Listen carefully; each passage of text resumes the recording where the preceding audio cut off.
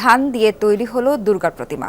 নাটোরের বিশ্বজিৎ পালের সময় লেগেছে 1 মাসেরও বেশি, যার জন্য লেগেছে 50 কেজি ধান। এমন ব্যতিক্রমী উদ্যোগ এবারই প্রথম। পুরানো দিয়ে নতুন নিতে আজই চলে আসুন আপনার নিকটস্থ ওয়ালটন শোরুমে। যেন সোনায় মোড়ানো দুর্গা মূর্তি। নাটোরের লালবাজারে ধান দিয়ে তৈরি হয়েছে দেবী দুর্গার প্রতিমা। কাঠ, বাঁশ, পাট আর বিচুলি দিয়েই তৈরি হয়েছে দুর্গা দেবীর কাঠামো। মাটি দিয়ে আনা হয়েছে প্রতিমার আকৃতি। মাটি নরম থাকতেই তার উপর বসানো হয়েছে ধান। দুর্গতিনাশিনীর অলঙ্কারও তৈরি ধান দিয়ে। এই প্রতিমার কাজ আমি আমার বাপের কাছ থেকে শিখেছি।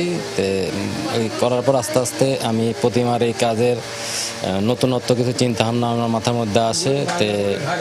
ধান দিয়ে তৈরি করবো, এটা আমি এখানে আমার স্থানীয় কমিটির সাথে যোগাযোগ করি। রংতুলিতে ফুটিয়ে তোলা হয়েছে দুর্গার মুখের আদল।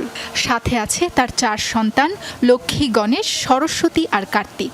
বাদ যায়নি অসুর, সিংহ, হাঁস, পেঁচা ও সাপ। শিল্পীর নিপুণ হাতের কারুকার্যে প্রতিমাটি নজর কাড়ছে সবার।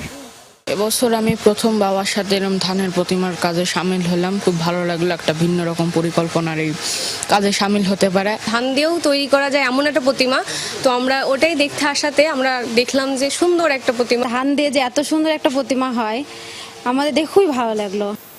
ধানে গড়া দুর্গা প্রতিমা স্থাপন করা হয়েছে রবি সুতম সংঘের মণ্ডপে। এছাড়া জেলার 351টি মণ্ডপে হবে দুর্গাপূজা। ভক্তদের কাছে না, দর্শকদের কাছে। দর্শক তো সবাই, হিন্দু, মুসলিম, বৌদ্ধ, খ্রিস্টান যারা এই দেশবাসী সবাই, বাইরে থেকে নাটোরে সবাই আসবেন, আমন্ত্রণ জানাচ্ছি। সেজন্য পূজার বিভিন্ন মূর্তি, বিভিন্ন প্রতিমা এখানে শৈল্পিক দৃষ্টিকোণ থেকে তৈরি হয়েছে। 50 কেজি ধান লেগেছে এই প্রতিমার পুরো সেটটি তৈরিতে। বিক্রি করা হয়েছে 95,000 টাকায়। সাবরিনা লিজা, যমুনা নিউজ।